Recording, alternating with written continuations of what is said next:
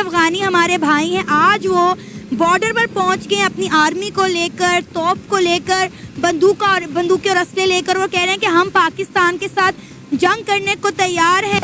हम देखते हैं कि हमारा दुश्मन उसी टाइम पाकिस्तान को अटैक करता है और ये हमने कल देखा भी जिस तरीके से। ईरान के बाद पाकिस्तान और अफगानिस्तान के फोर्सेस के माबैन सरहदी इलाकों में शदीद फायरिंग की इत्तला मिली है। ईरान का जो रवैया है वो खासा मशकूक है। अनीक नाजी साहब, 24 आवर्स में 3 मुस्लिम कंट्रीज, 3 नेबरिंग कंट्रीज को ईरान ने टारगेट किया है रिवेंज के सिलसिले। पाकिस्तान में दूसरी ओर डर का माहौल है।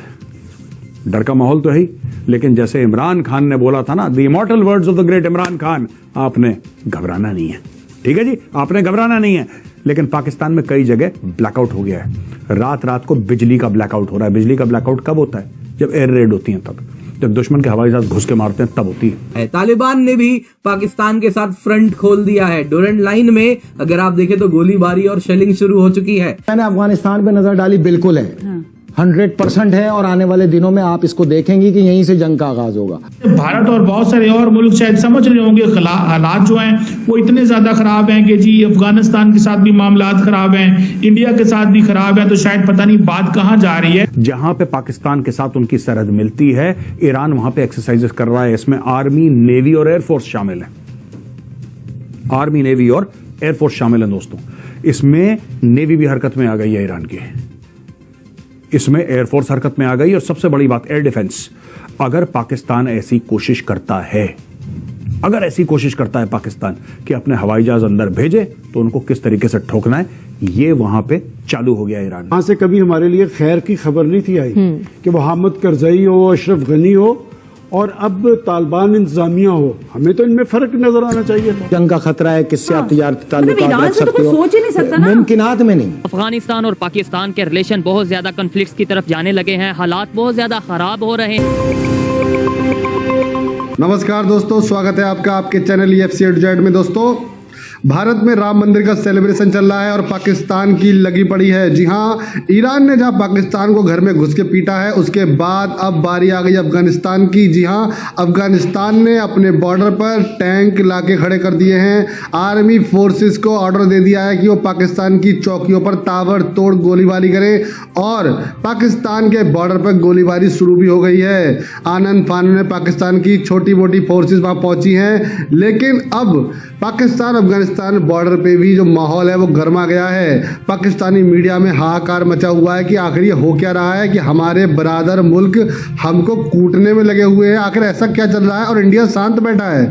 दोस्तों, राम मंदिर की सेरेमनी है। नरेंद्र मोदी जी का दिमाग बहुत तेज चलता है, चाहे वो एस जयशंकर हो या फिर अजीत डोभाल।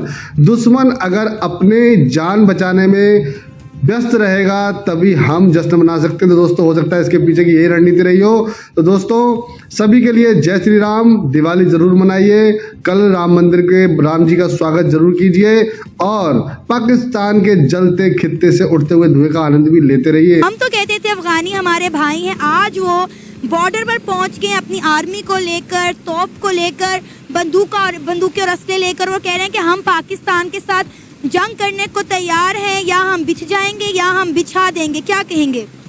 पहली बात तो ये है कि पाकिस्तान के अंदर जो सी सबसे बड़ी हमारी एजेंसीज हैं, उन एजेंसीज को चाहिए कि हम अपने असल दुश्मन को पहचान सकें। हमारा असल दुश्मन इंडिया जो सा है वो तो डायरेक्टली दुश्मन है ही है, लेकिन कुछ दुश्मन ऐसे होते हैं जो मुनाफिक होते हैं। हम लोगों को कश्मीर की बजाय, इंडिया की बजाय जो जंगें हो रही हैं उनसे ज़्यादा खतरा इनसे लाहक हो गया है। उसकी वजह यह है कि हम इस्लाम के रूबरू होते हुए इन लोगों पर ट्रस्ट कर चुके हैं और इन्होंने पाकिस्तान को ख़त्म करने के लिए कभी भी कोई कसर नहीं छोड़ी है।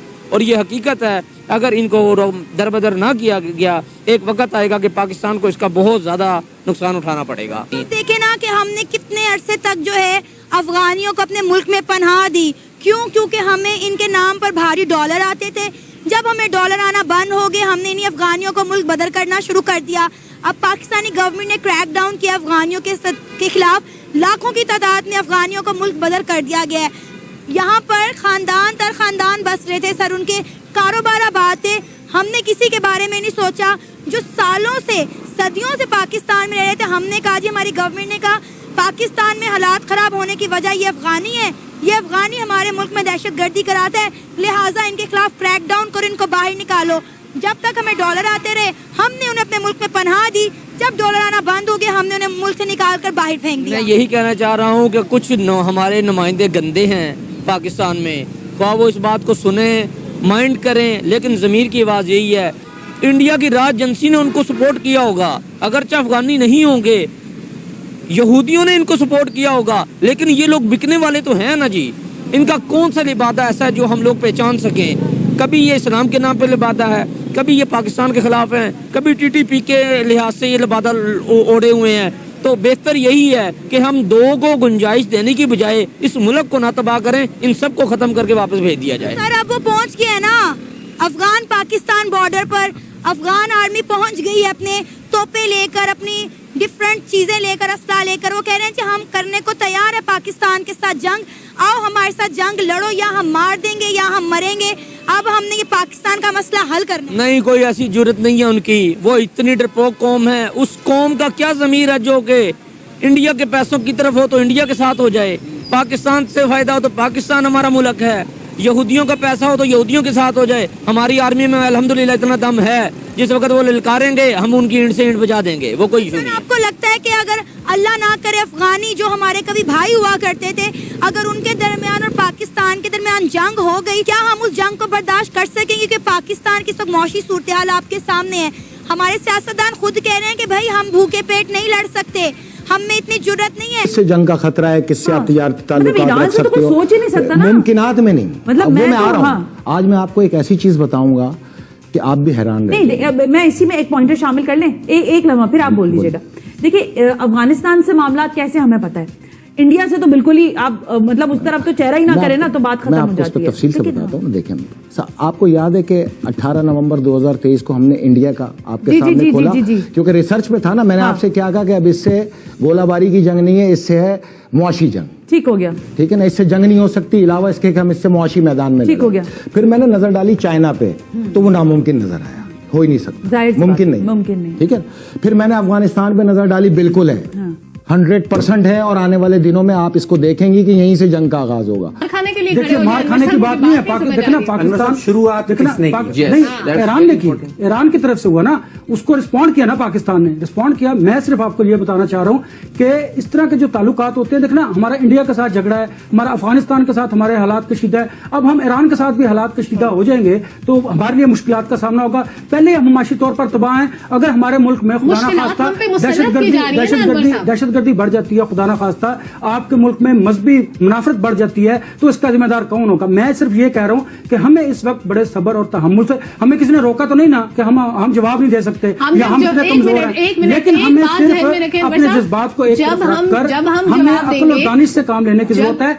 मैं कहता हूँ सब्र और तहम्मुल से काम लेने की जरूरत है। अब वज़ीर ख़ारजा ने बात की ना, आपने खुद अब कहा कि उन्होंने कहा कि हम इस कशीदगी को कम करेंगे और हम बायलैटरली बात करके आगे बढ़ेंगे। जिस वक्त हम रिस्पॉन्स प्लान कर रहे हैं उस दौरान अगर हमारा सफीर वहां पे मौजूद है तो उसका रिएक्शन क्या होगा ईरान की तरफ? आप खुद सोचें कि हमने अपना बंदा उनके हवाले कर दिया और फिर हमने उनपे स्ट्राइक बैक किया, तो उसका रिएक्शन क्या होगा? वो हमारे एम्बेसडर को वहां पर या कमाल बना लेंगे या उन्हें कोई नुकसान पहुंचाएंगे, इस तरह नहीं होता। देखिए, मैं सिर्फ आपको समझाने की बार बार ये कोशिश कर रहा हूँ। देखिए, पाकिस्तान को किसने जवाब देने से रोका है? हम एटमी मुल्क है ना, हम एटमी मुल्क है, इसका मतलब ये तो नहीं कि उन्होंने कुछ किया तो हम उधर से जंग हमारे हम तो पहले सर जंग का शिकार है। आपका क्या ख्याल है? हम तीनों अपने जो हमसाया उनके साथ बिगाड़ कर हम आराम से नहीं, ये भी तो हो सकता है ना, ये भी तो हो सकता है ये किसी जो हमारा दुश्मन मुल्क है उसकी साजिश। तो आपको ये वीडियो कैसा लगा कमेंट बॉक्स में जरूर लिखिए। इस वीडियो को लाइक कीजिए, शेयर कीजिए, सब्सक्राइब करना ना भूलिए आपके चैनल EFCZ को। तो मिलते हैं अगली वीडियो में। जय हिंद।